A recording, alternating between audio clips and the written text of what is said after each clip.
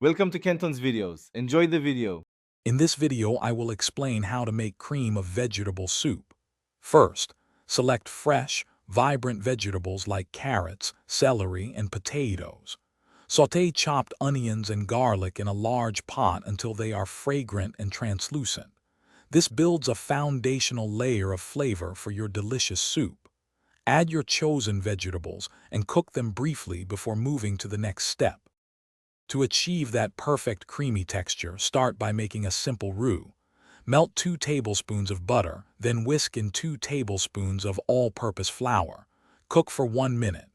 Gradually add 4 cups of warm vegetable broth, whisking constantly to prevent any lumps. Bring it to a simmer, then cook until slightly thickened.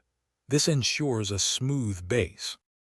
Once your soup has simmered and the vegetables are tender, it's time for the cream. Stir in about 1/2 cup of heavy cream or half and half. Taste and adjust the seasoning with salt and freshly ground black pepper. A pinch of fresh thyme or parsley can elevate the flavor. Serve hot, perhaps with some crunchy croutons. Feel free to get creative with your vegetable choices.